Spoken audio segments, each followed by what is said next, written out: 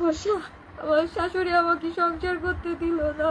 না কেন? যে আমার শাশুড়ি আমাকে, যেদিন আমার হাজবেন্ড সুইসাইড করে, যে আমাকে আমার শাশুড়ি আহত করছে, ইভেন আমার চুলের মুঠি ধরে অনেক চুল ছিঁড়ে ফেলছে, চুল টানতে টানতে আমার মাথা ঘাড় ব্যথা গেছে, আমার এই যে ঘাড়ের এই পাশেও দাগ আসছে চুলের এই দিক থেকে। তো আমার হাজবেন্ড মানে যে সেদিন যে মারা গেল 7 তারিখ 6 মে সকালে, আমার হাজবেন্ড অফিসে যাওয়ার সময় কখনোই আমাকে বাই করতে পারতো না, টাটা বা বাই দেওয়া, যে ওয়াইফ সে আমার একটা বাই করে যায়, সেটা পারতো না, একমাত্র তার মায়ের জন্য, আমার শাশুড়ি মার জন্য। সে পছন্দ করতো না, তাই যেদিনই করতো সে রেগে যেত। তারপর থেকে আমার হাজবেন্ড বাদ দিয়ে দিল বাই দেওয়া তার মায়ের সামনে।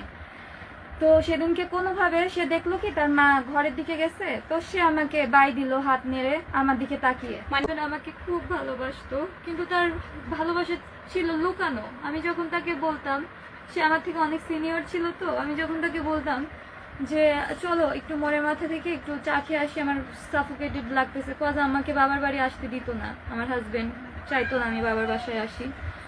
তো তখন সে বলতো কি, তাহলে মাকে বলে মা তুমি আমি একসাথে চলো হেঁটে আসি, চা খেয়ে আসি। তো আমি বলতাম আমার সাফোকেশনের কারণ তো তোমার মা। সে আমাকে প্রত্যেকটা সেকেন্ডে, তুমি অফিসে থাকাকালীন যে পরিমাণে পেইন দিচ্ছে, আমি সাফোকেটেড ফিল করতেছি, তো বাইরেও যদি সে যায়, আমার সাফোকেশন যদি আমি সাথে নিয়ে যাই, তাহলে আমি আর ফ্রি হলাম কিভাবে? আমার হাজবেন্ডের কথা ছিল ওটা, তো সে সেটা ক্যান্সেলই করে দিল। তখন আমরা শান্তিনগরে ছিলাম, সে বলেই দিল যে না, মা ছাড়া আমি যেতে পারবো না।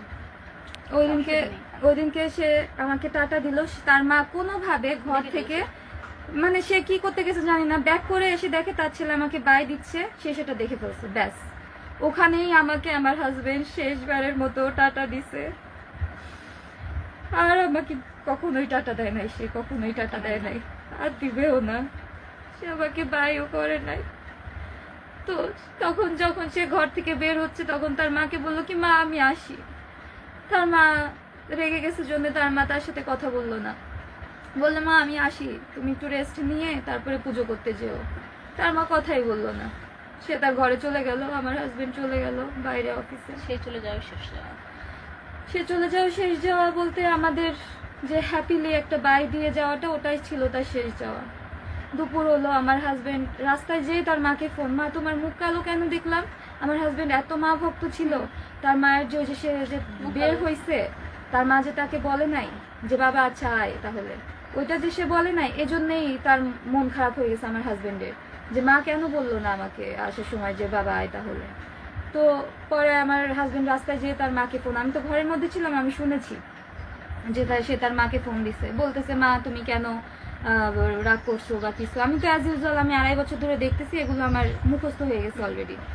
তো সেই মুহূর্তে তার মা তাকে কারণ বলতেছে না, তাকে খুব প্রেশার দেয় তার মা, মানে বলতে চায় না, সে ওরকম রাগ হয়ে থাকে। তার মায়ের এই অত্যাচার সেকেন্ডের পর সেকেন্ড, আমাদের একটা জায়গায় মানে ঘুরতে যেতে দিত না। আমরা হানিমুনে গিয়েছি, সে সাথে যাবে, সে রাগারাগি, আমরা একটা রাত মাত্র হানিমুনে যে কক্সবাজার কাটাতে পারছি।